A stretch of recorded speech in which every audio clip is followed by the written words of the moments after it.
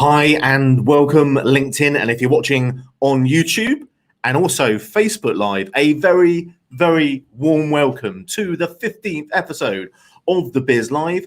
My name is Jamie Breeze. You're going to be meeting Sarah Brooks, an amazing show guest here in the studio, or virtually if you like, in a few moments' time. Welcome to the Biz Live.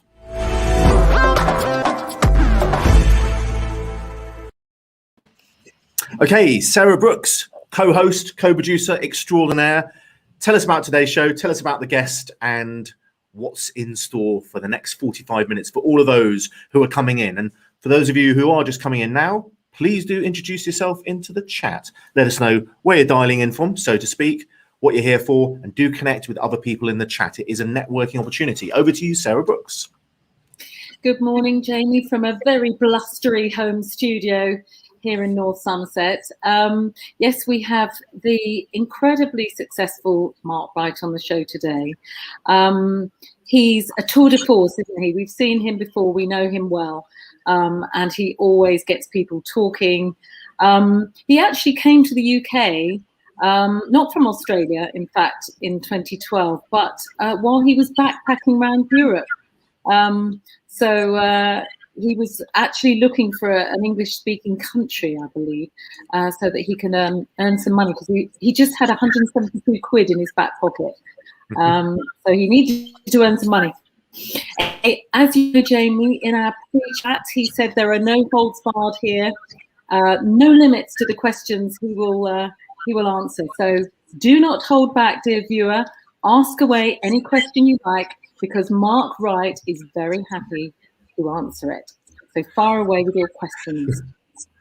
We know thousands of people are going to end up watching this stream, certainly on LinkedIn. And don't forget, you can still go back if you're watching on the replay, which LinkedIn support us with, immediately reposting. You can still ask questions, and who knows, myself and Sarah do check in, and maybe Mark Wright will as well. So he's in our virtual studio. He's going to be coming onto the show in just a few minutes' time.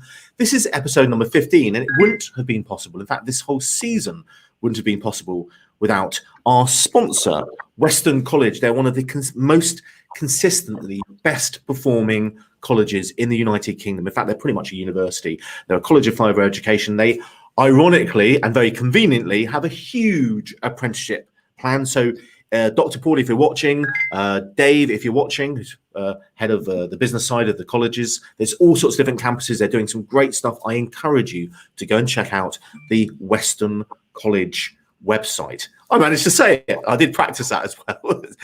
Okay, good stuff. Okay, so Sarah is going to be going through the questions, looking for salient points, good questions, good talking points to bring in. And we're going off piece this time, aren't we, Sarah Brooks? We're going to ask the viewers at home, or in this case, probably in the office or the home office, to come up with a talking point. Over to you, Sarah. Yes, well, if people have got something that they wish to talk about this morning, please pop it in the chat. We're going to leave it up to you. You can steer this bus a little bit today, according to what you want to talk about. Good stuff. So we've got lots of people dialing in right now. Again, if you're watching on the reposting, which is the vast majority, we'll probably get a few thousand people watching this.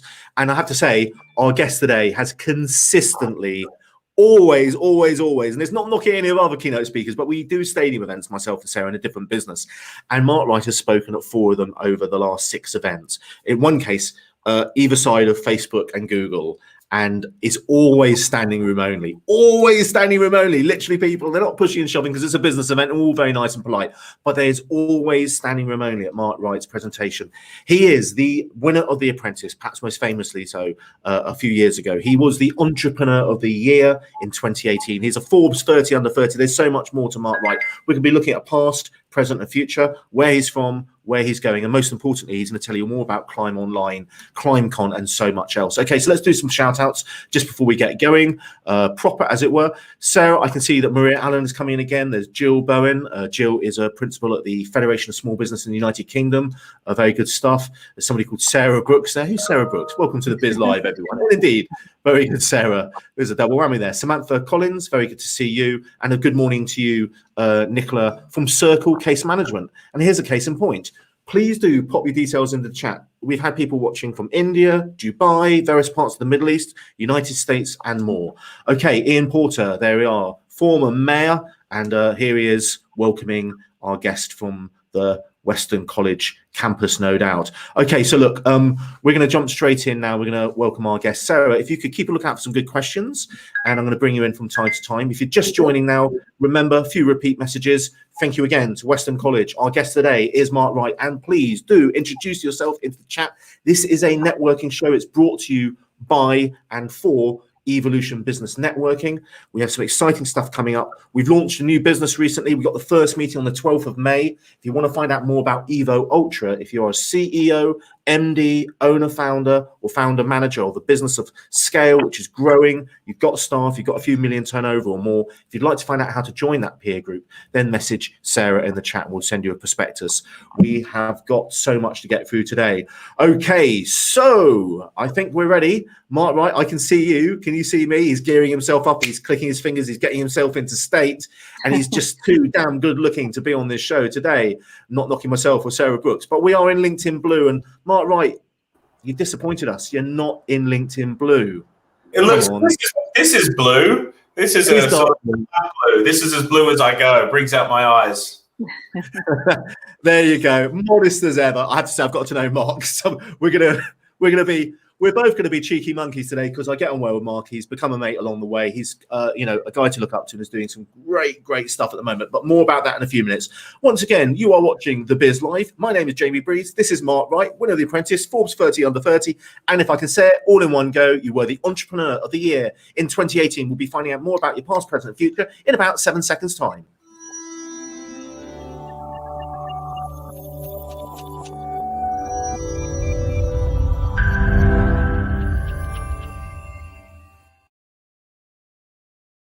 Oh, that was 11.76 seconds. I'm so sorry. Sarah Brooks, is everything tickety-boo? Everything is great. Can't wait to hear from Mark. Good stuff. Well, you can't take part in this bit. You've got to go back to the back room and do all the moderating, all the clever stuff. And I'm going to, I know, boo-hoo, see you in a little bit. Very good to see you, Sarah Brooks. Thank you for co-producing the show. Okay, Mark Wright, very good to see you, my friend. So, how are you? Jamie, I'm very well, thank you. And it's great to see you and Sarah doing so well. I know we do the live events together, but just to see how professional and what a platform this whole setup is, I'm glad to be here. And I think you hold the record for the most re-invites of any show I've been back to. So I really appreciate it. And I'm here to answer everyone's questions today. I like that. It's all gone a bit Craig David here. We re-invite you every time because it's standing room only. And if you're just joining us now, Mark Wright is standing room only at any live event you ever go to. And that's not knocking other keynote speakers a great note. I've had a chance to work with some incredible people. But there's something about you, Mark. Please don't take that the wrong way. Okay, so if you're just tuning in now, you're watching the Biz Live. This is Mark Wright. I'm Jamie Breeze. We're going to cut to the meat and potatoes after about 8 minutes of flim-flam from me. But please do introduce yourself in the chat. And more importantly, stick some questions in because in about 10 minutes time, once I've got some key questions here, which I have prepared for once, I am going to invite you to ask questions and Sarah's going to fish them out and ask them directly to Mark. Okay, Mark, straight away, got to ask you this one. It's stock and trade of any good interview with an entrepreneur of note like yourself. Is a business leader born or made? Do you know, that's a really good question. And it's something that I've changed my mind on over the past few years.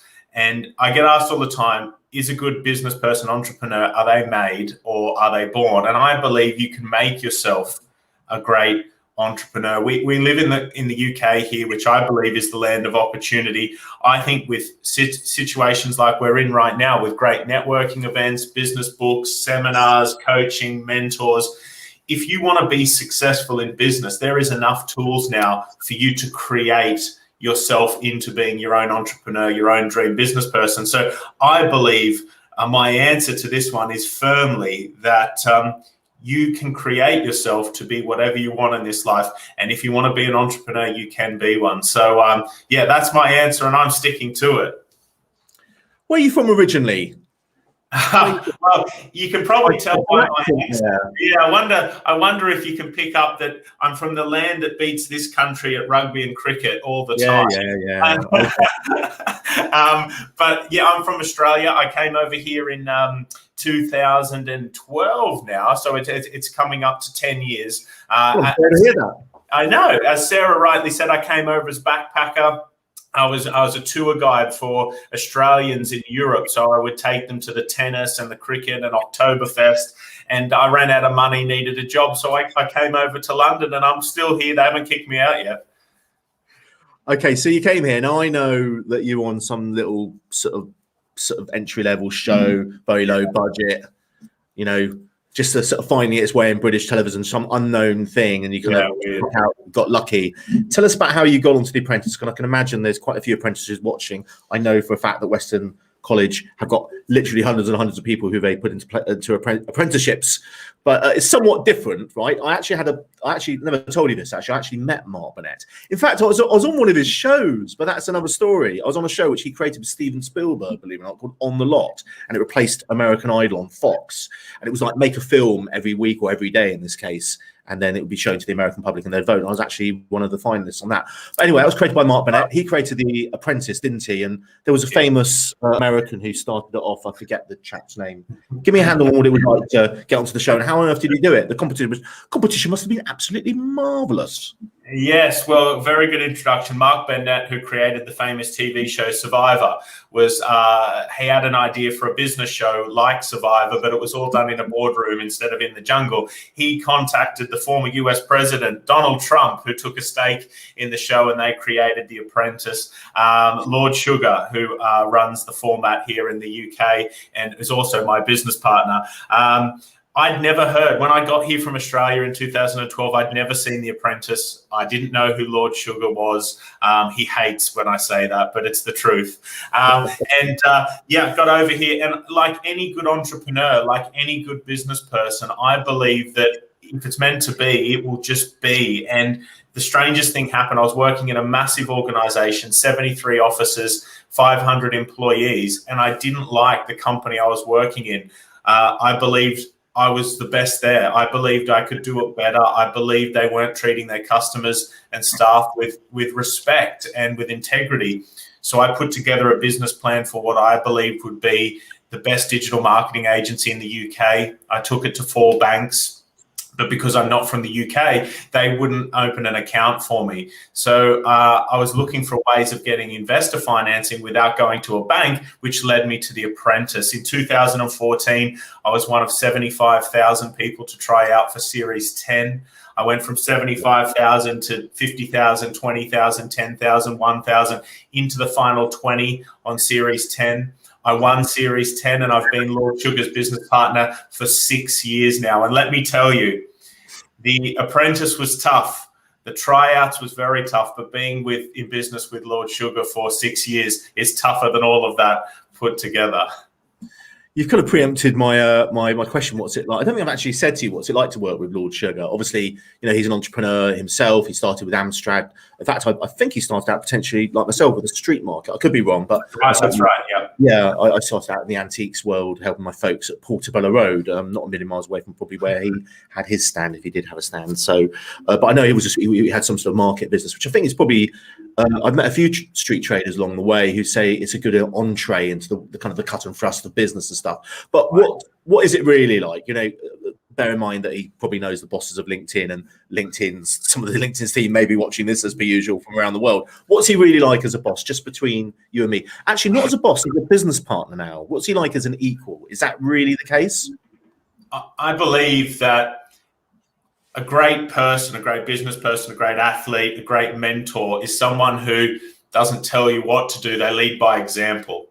Right. And when you watch The Apprentice, if you see Claude Littner, the bald bloke, he looks angry and he looks mean on the TV, and in real life, he's really lovely. And there's several people like that on The Apprentice, where they're really mean on the TV, and you meet them in real life, they're really lovely. Lord Sugar is tough on the TV, and he is 10 times as tough in real life. I couldn't quite believe when I met him just how ruthless, just how savage he is in real life. And I've learned not so much by listening to him, but from watching him in board meetings, in deals, in negotiations. He is tough. And I'm glad he's in the corner with me, not coming out of the opposite corner. That's all I'll say. But he works. His work ethic is incredible. He starts at 6:30 every morning. He's consistent. He's still putting in the hours now at 74 years old. And everyone thinks that when you get a business partner that's a billionaire, they sprinkle some billionaire dust on you, and then all of a sudden you become a billionaire. What you learn is there is no dust. You've got to have a good idea. You need to understand your industry and your sector, and you need to work hard consistently. Now, if you do that in any sector, you're going to be successful. And that was one of the main lessons I learned from him, really.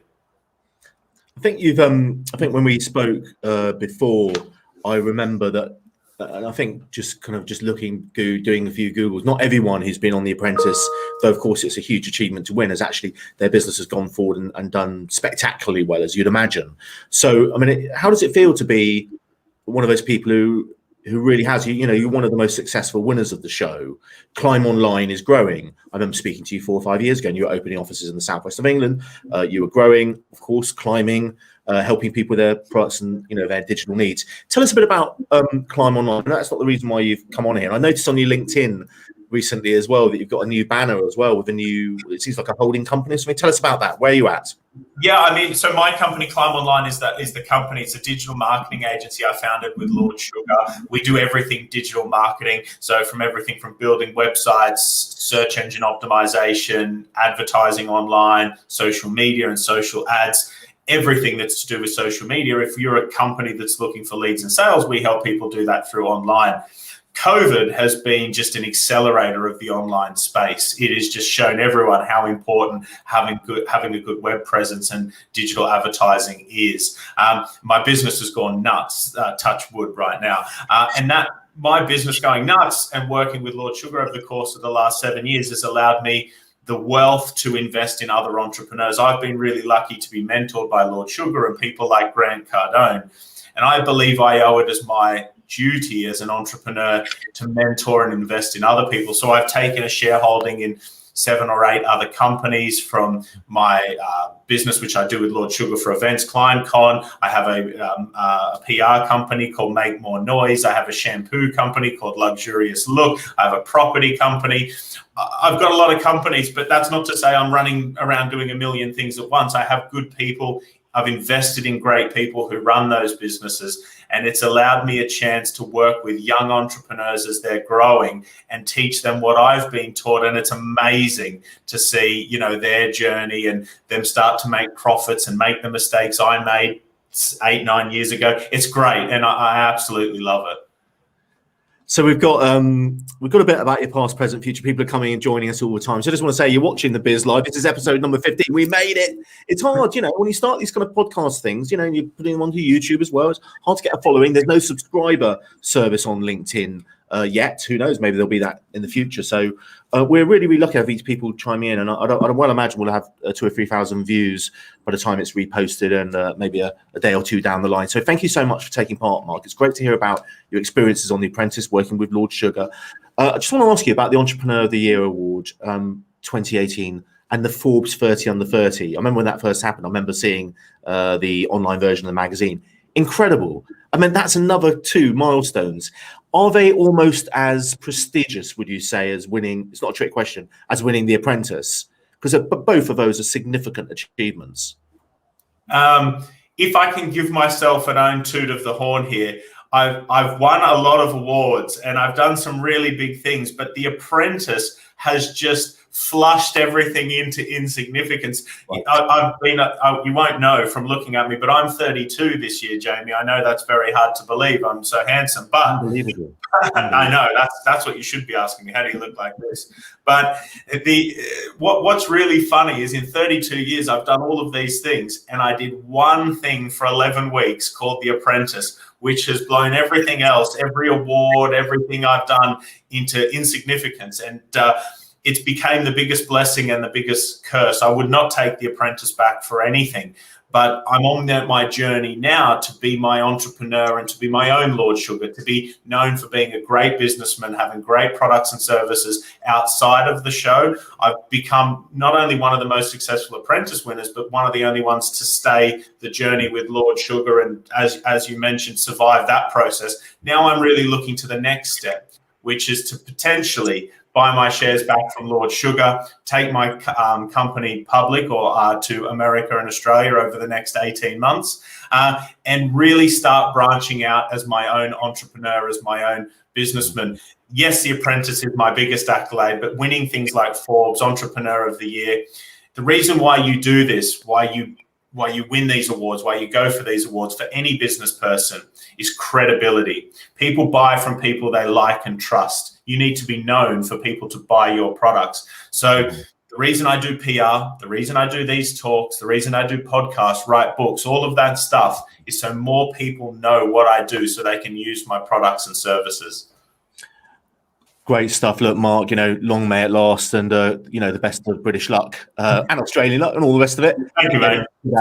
Getting to that public place as well with the business, I have no doubt that will happen. And okay, look, I want to ask you about COVID, because I recall that you may or may not have been acquiring quite a few companies in this period of time. We'll come to that towards the end, because we've got quite a few questions coming in from those who are taking part. I also want to ask you just a little bit about your advice for entrepreneurs, but we will save some time at the end. We have got a hard out at around about 12:20, because I know you've got stuff to go and do. So Sarah Brooks, I'm going to bring you in, but just once again, if you are watching the Biz Live, my name's Jamie Breeze. I'm the host. I'm the co-producer. Sarah Brooks is better than me than doing this. She's helped win an Oscar, created lots of the best TV shows in the country, and she's going to come and ask some questions in a few moments' time. Today, you're watching Mark Wright, and our sponsor is Western College.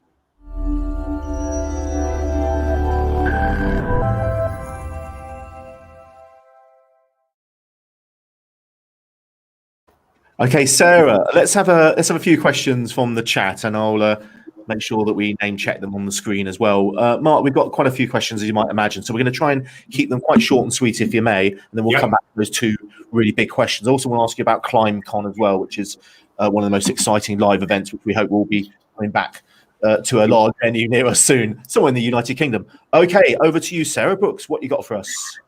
So Mark, yes, as Jamie says, we've got lots of questions coming through. So let's start there from where you left off about The Apprentice. Rob Thomas asks, after the experience of the first round of The Apprentice, in percentage terms, how much of it is a TV show and how much is actually business, would you say? Very good question. Listen, the whole program is a TV show. At the end of the day, the BBC has a TV show to make, which has to entertain the audience. If you just did business all day for 8 hours of filming, it would be a pretty boring TV show. I would say that there's, out of the contestants, let's say there's 20, which were in my series, I would say 5 were serious business people, 15 were for entertainment purposes, and there'd be 5 or 6 of us doing the business stuff and the rest saying crazy things, doing crazy things, making it entertaining. Now, take away what you will from that. I think shows like The Apprentice and Dragon's Den are so good because the underlying ethos is business. Yes, it's entertaining, but the underlying presence is business. And if you're going to be sitting your kids down to watch any TV show, I wouldn't be sitting them down to watch Love Island. I'd be sitting them down to watch The Apprentice because, yes, it's entertaining, keeps people engaged, but it's teaching you the raw skills that you need to be good at business. Great, thanks for that. Nicole Claire Weller says, what are your tips for becoming an influencer in your industry? Well, it of course depends which industry you're in, but to be an influencer in your sector, you just have to be an expert, a real expert at what you're doing. And then you need to be known for being an expert. So my first question to that young lady, to Nicola, would be, does she have a podcast? Has she written a book? Does she speak on stage?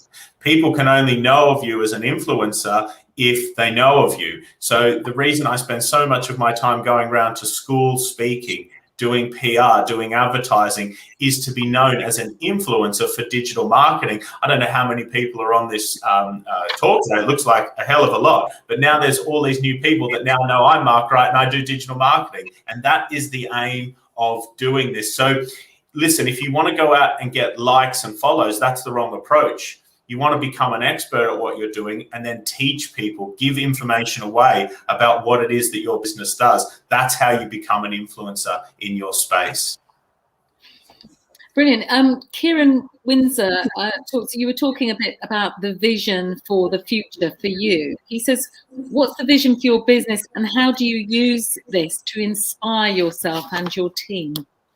Well, motivation, people ask me all the time, how do I stay motivated or how they get motivated?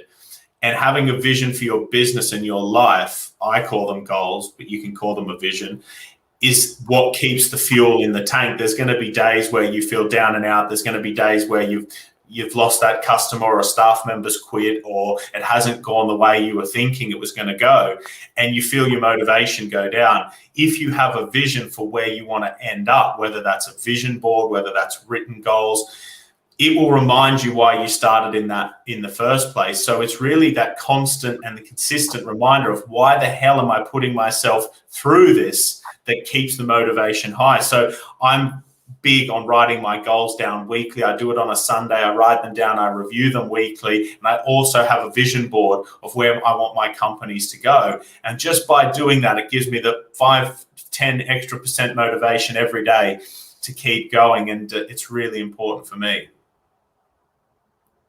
Brilliant. Uta Christopher asks, in your resources toolbox, do you have a business plan template that you would consider to be better than others out there? There's no such thing as a business plan template. The business plan or the template for your business plan is all in your own mind. Because if you've got to put your own individual footprint on your business and on your business plan. If you're going to set off to template it like everyone else in your sector, you've got nothing that's unique. I don't believe in writing business plans based on a template that you can buy at Waterstones. You need to sit down. A business plan can be 1 page. It can be 4 bullet points, or it can be 30 pages long, as long as it's unique to you and your idea and what you want to achieve to your customers, to your marketplace. So that I have no templates. The business plans to all my businesses look completely different. They sound completely different, but they're unique. And anyone who's setting off on their entrepreneurial journey or creating their business plan, just think about the one word, unique. Because if you do it to look like someone else, you'll never make it. If you do it to be the best that you guys can be, you might just make it and you might just do really well. Mm-hmm. Good stuff. Good stuff. I just want to squeeze this question in, Jamie. Yes, play more time. We've got another quarter of an hour, and I've got a question for Mark as well. So go ahead there, Sarah Brooks. LinkedIn user, I'm not sure who that is today.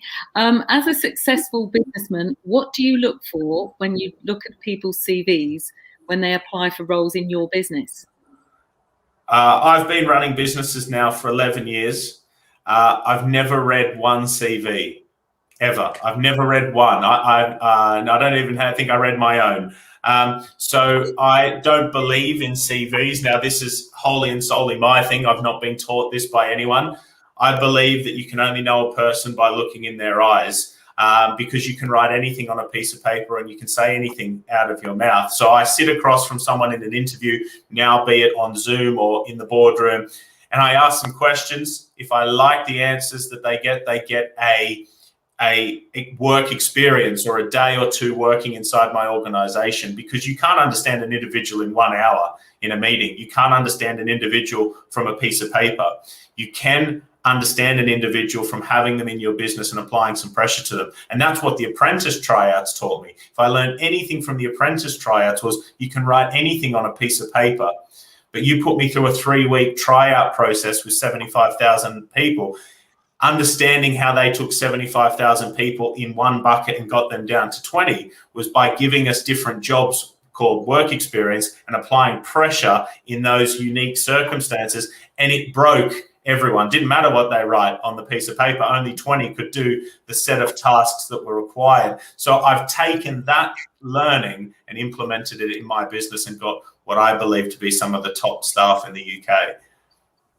Great stuff. Thank you, Mark. We're going to come on to a few more questions. Just a quick reminder that you're watching the Biz Live. This is episode number 15. We've had some amazing speakers onto the show. Everyone from the pilot episode with the former head of the British Army and CEO of Amicus, General Sir Peter Wall, to just a few weeks ago, James Short, CBOBE, a leadership expert, NATO commander, and so many more interesting people, from Judith Law to today, Mark Wright from Climb Online, and so much more, as you've heard here today. So keep posting your questions. We've got another quarter of an hour or so. We'd like to have some searching questions. Put Mark on the spot. He's open, as he said at the beginning of the pre-meeting, to all sorts of different questions, being challenged. I want to ask just about the COVID crisis, because I do know that you've either been acquiring some businesses or maybe not acquiring. That's a terrible question, is it? What's been going on during COVID? Have you made progress, or has it set you back? That's a better question. It's been a strange time, Jamie. It's been a very bizarre experience to be a business person during the last sort of 18 months. At the outset of COVID, early 2020, we lost 42% of our customer base in 2 days. Very scary phenomenon that happened. I think business people overreacted because they weren't sure how to react, and they wanted to take some action, so they took too much, and they started cancelling advertising budgets. They started pausing websites. They started furloughing and firing employees before any of the damage was suffered to their businesses. We saw a 42% drop off in our customers for 1 week. Then over the latter 3 months, our business fully recovered as people settled into the lockdown and understood their business still needed to trade. They still needed customers. They still needed leads. And what that led to was in 3 to 4 months, we'd fully recovered. And now we're 100% up year on year, 230% up year on year. Last month, April will be the record in our Climb Online's history in terms of new custom sales, gross margin, net profit. So we're trading better than ever.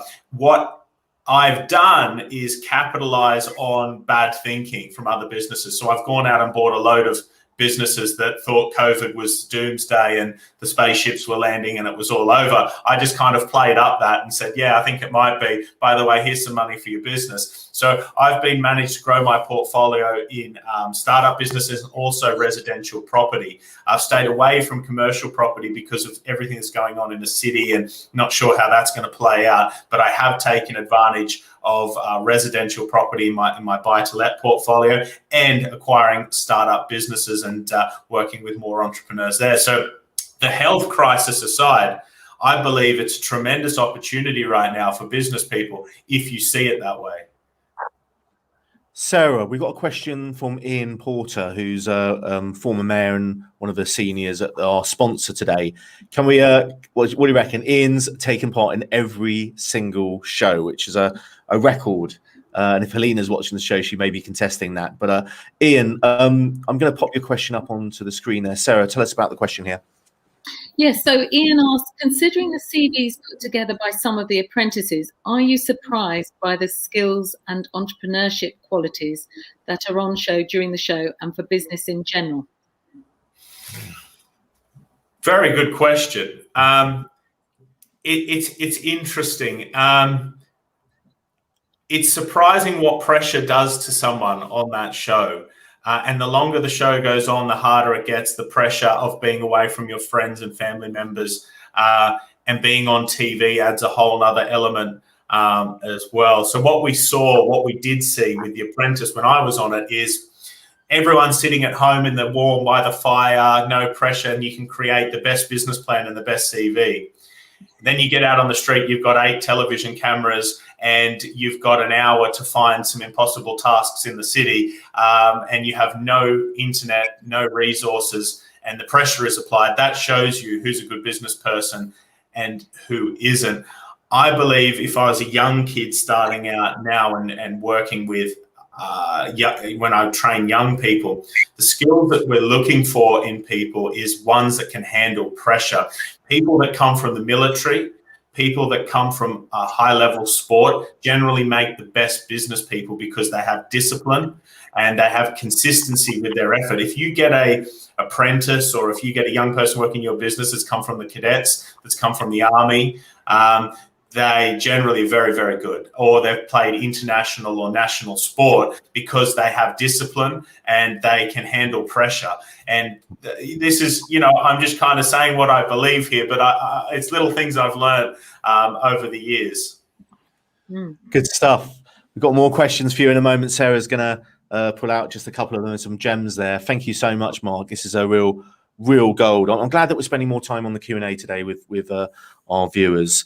It's really yielding pots of gold for many people. Lots of great insights from the front line of business, Mark. And congratulations on the expansion in a period of adversity. And no doubt that 42% drop off in customers must have been absolutely terrifying, as I'm sure it has been for many businesses and continues to be so. So congratulations there. So I've got a quick reminder for those who are watching. The Biz Live is part of Evo Business Networking, and we have an invite to you. It's an open invite. You can come along and try out one of the groups. There's now 10 groups around the United Kingdom, in Wales, and particularly the southwest of England. It's free to attend.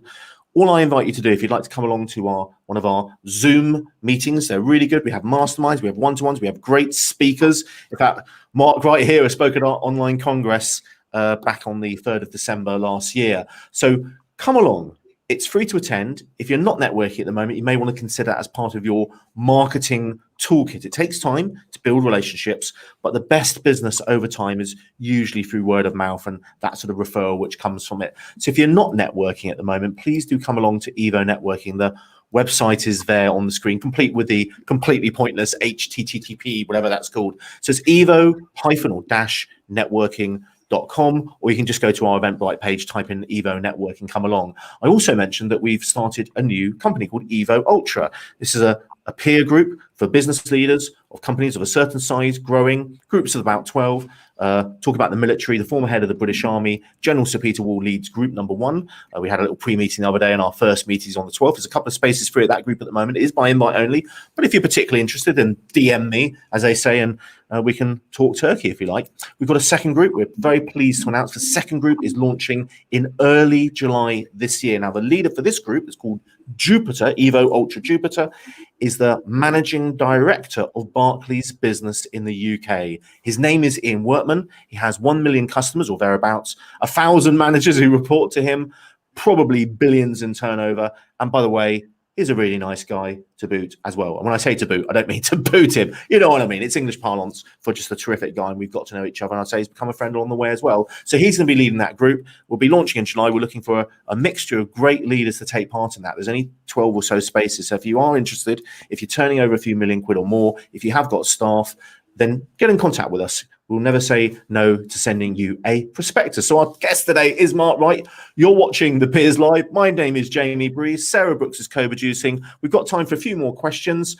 We'll see you in a moment's time.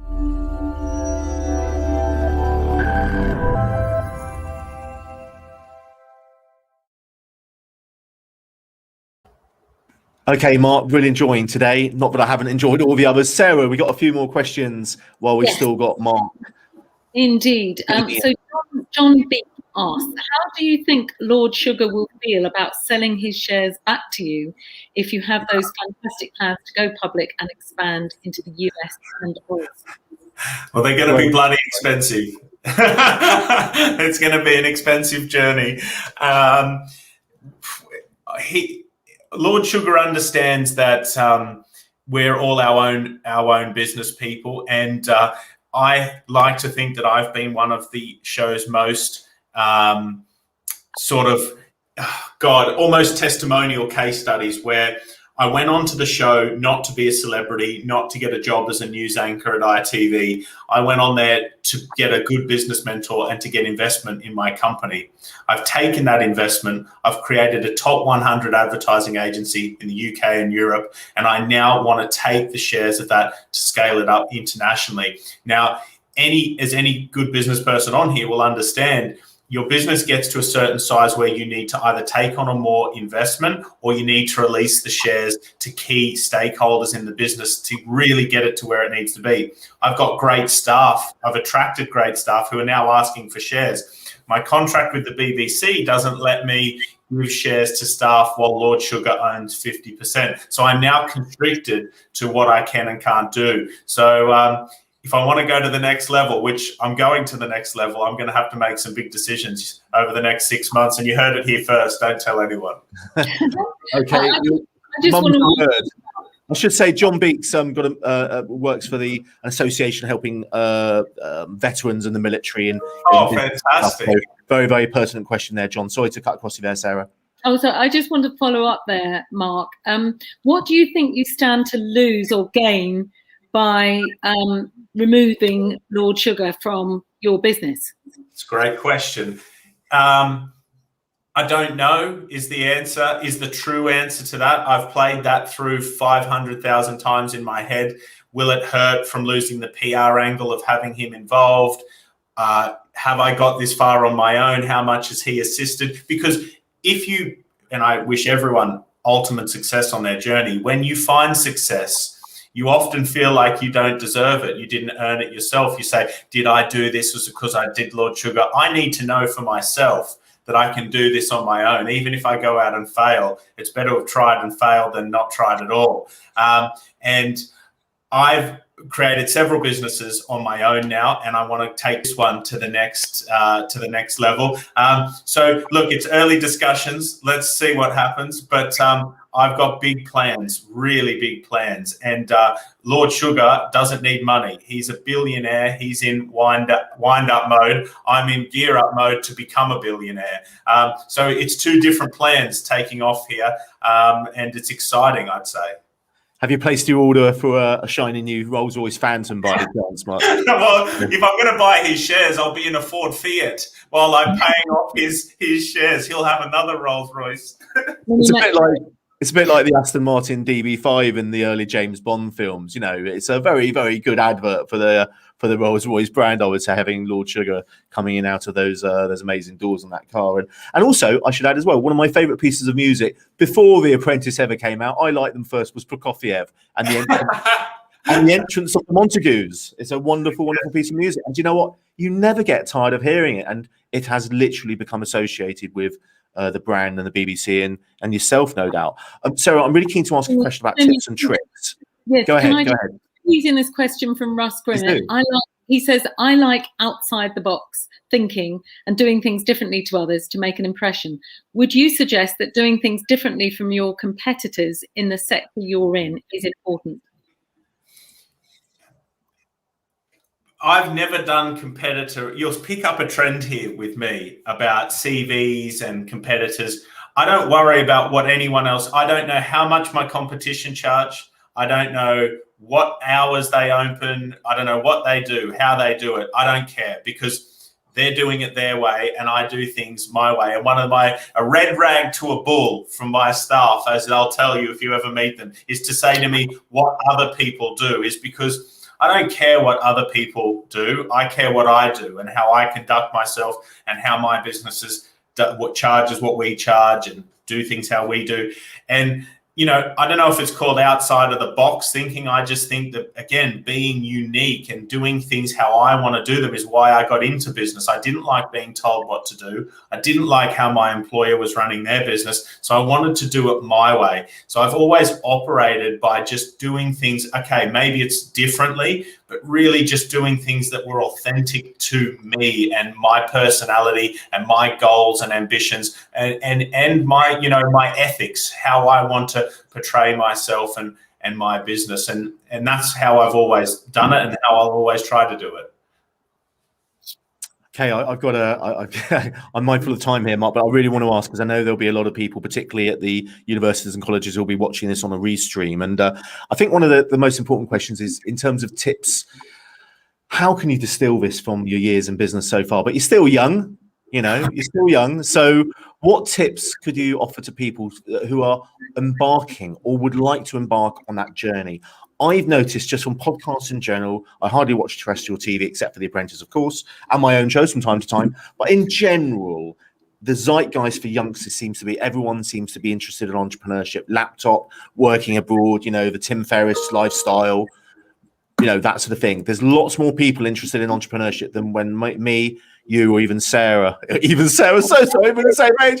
Yeah, we're sorry. That's a Mayor Kelper, just thinking on the fly. Sarah and I are broadly the same age as well. So, Mark, tell us about the best insights you can share with would-be entrepreneurs who are watching now, or those who are about to embark on the journey. You know, what does it take? What should they think about? What tips and tricks? Give us 5 or 6 really solid tips, please. Well, don't get fooled by the nonsense you see on Instagram, because it's all fake. That guy that's standing next to a yacht with a pile of money with a hot girlfriend isn't. That's all rented. He's never had a hot girlfriend in his life. I'm in a garage. Here's my Lamborghini. Yeah, exactly. So don't believe all of that stuff. 95% of businesses fail in the first 5 years. It's tough. So let's just get that out of the way first. But if you crack that 5%, it is really worth it. You need to give up the first 1 to 2 years of your life and just dedicate yourself to your business. But if you have something that you're passionate about, if you believe you can do something better than everyone else, get some goals, write some goals down, write a plan down, and be prepared to stick it out. And it will give you a life, I'm not kidding, that is amazing.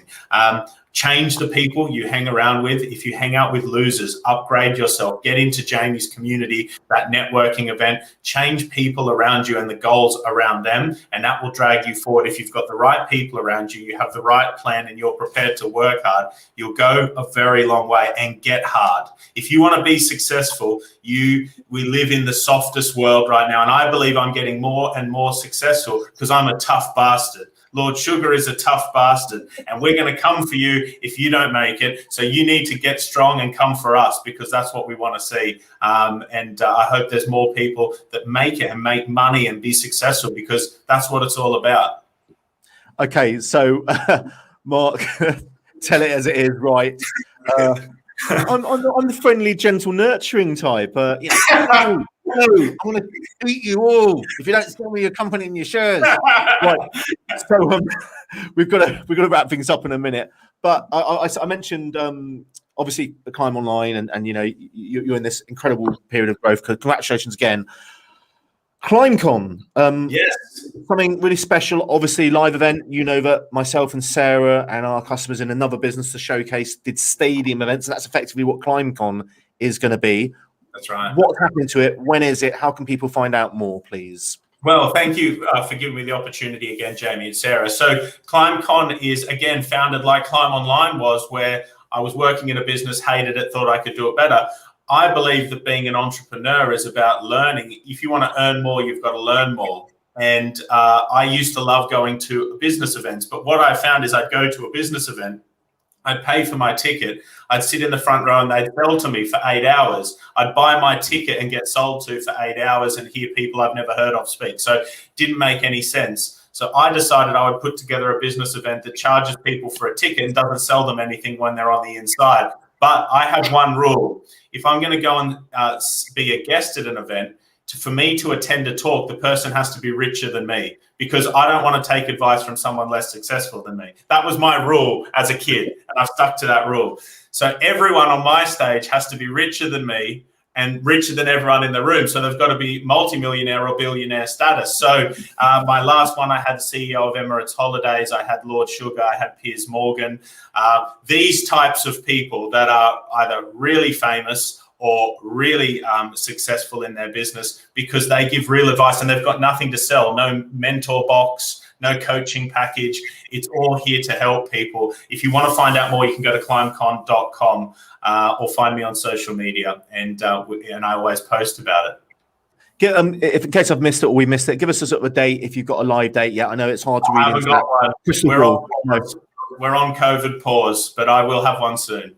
There's a LinkedIn event page and so forth, but it's got thousands of people just hungry to find out where. And you're right, there's a lot of stagecraft which goes on at these live events, which something, you know, which you're aware of and so forth. And, you know, there's no running to the back of the room and you know, giving free gifts away and for law of reciprocity and stuff, you know all that stuff. And, you know, it's going to be fantastic. And I hope that lots of people will follow up, go to that website. And I remember that you come onto a few of our events and ask people to connect with you. So what's your view on people reaching out to you on LinkedIn? No pitches, no elevator pitches, or just making connections? Can anyone do that? You can do whatever you want. Whatever you feel is going to get my attention. It may not, it may. You know, some people I've invested in businesses who have sent me the right thing on LinkedIn, but I'd love to connect with everyone who's interested in connecting. If you don't ask, you don't get. The squeaky hinge gets the grease and all of that stuff. you never know. You never know. It could be the right day. I could be in a good mood or not. But that is what it's all about. You know, one connection, one right person in your network can change your whole business. It may not be me. It may be someone on this talk. But that's why I believe that having a mentor and being part of a network is essential to being a successful business person. Mark, wise words from the trenches of the front line of many businesses now, not just the climb online. And Sarah, any closing comments there before we release Mark to go back and do some hostile takeover bids with great alpha maleness? I just pluck out this one thing Mark said right near the beginning. You can create yourself to be whatever you want in this life. I think that was really powerful. And of course, you know, he's been phenomenally successful, but he hasn't even been in the UK for 10 years yet. You know, it's incredible what he's achieved. I've just got one small thing to ask from Kieran Windsor, Mark. You mentioned integrity as one of your values. What other values do you have? Well, it's really about being true to myself and to my, you know, that we have that saying about putting your own oxygen mask on before you help other people. And my goal is to create abundance in my own life so I can create so much abundance in others. But I'm a big person about being honest. Honesty is the best policy, both with your customers, your employees, and yourself. But also, I believe that if you don't achieve what you're meant to whilst you're here, you've wasted your life. That, you know, if you don't take any risks and you live a life that's unfulfilled, that is, you don't deserve your own life. And you've really got to push the boat out while you're here. And I try to do that every day by doing something that scares me, by really challenging myself and other people around me, and also telling people what they necessarily don't want to hear, but what they have to. And, you know, I don't give tacit approval. I don't agree with things that I don't agree with. And it's got me a long way by, again, being authentic, being unique, challenging others and being true to myself. And if you can do that, it's going to be different for every person. But if you be true to yourself, who gives a crap what else happens? As long as you're happy, you'll go a long way. Brilliant. Good stuff. Well, look, it's time for us to say farewell, Mark. You know, just keep checking your emails. In 3 or 4 months' time, there'll be some little thing hustle going on, side hustle that Sarah got going on, which we want you to fully endorse and support. Oh, thank you. You fully endorse and support our show and all our future business shows from now until the end of the universe forevermore. Mark, it's very good to see you. Thank you for telling it as it is, as usual. Thank you for filling stadiums for us in the past. And talk about people who are bigger than you. I think it was one of the events we did probably 4 years ago together, Sarah, you, me, and others, of course. I think you were I think it got top and tailed by Facebook and Google, which was quite an achievement. So there's two of the other biggest companies in the world, and you'll be up there soon, no doubt. And thank you very much indeed. Sarah, last few words from you, if you will. Oh, well, it's always a pleasure to see Mark. He's brilliant, very inspiring. And we can't wait to see you again soon, Mark. Thank you very much. Thank you very much, both, and everyone who attended. I really appreciate you taking your time out of what would be a Monday, your first day back in the office. I really appreciate you taking the time and inviting me back, Jamie and Sarah. Thank you. Good stuff. Well, if the head of LinkedIn Live is watching, Alana Smith in New York, thank you for your support. And you know what? If there's anything you can do to help push us up the algorithms, I think in a week's time we're going to come back and find a lot of viewers. So thank you so much. And if you are watching on that famous aforementioned restream reposting, whether it's on Facebook or YouTube, particularly on LinkedIn, that's where we're engaging the most, then please do continue to comment and also have a look in the chat. If someone has said something meaningful, good question, then connect with them. That's the whole idea. We're content creators facilitating new content for you on this new unknown frontier of LinkedIn Live. We're one of the lucky few. So last few comments coming in there. We have Jill Bowen, one of the seniors at the FSB. Samantha Collins says, thank you. Obviously, Sarah Brooks, who's there. I'm just going to do my glove pop at Sarah Brooks. Sarah says, thank you very much. I really enjoyed your company today. Or you can say it as well. And Maria, Allen, and others say, thank you very much indeed. Have a wonderful rest of the week, Mark. Thank you, everyone. Goodbye, Sarah Brooks. Goodbye. Goodbye, Mark. Right. It's like a kid's show. I'm having a barrel of fun. I've had too much coffee today, but it's really lovely to see you. Take care, my friend. Okay, everyone. thank you so much for watching. The next episode will be in 2 weeks' time. It will also be sponsored by Western College, and we're so grateful to you all for taking part. So if you're watching on the restream, do connect with people. Just click on their profile and say, hey, I saw you on the Biz Live on episode 15 with Mark Wright. So we've been running about 48 minutes. It's time to say goodbye.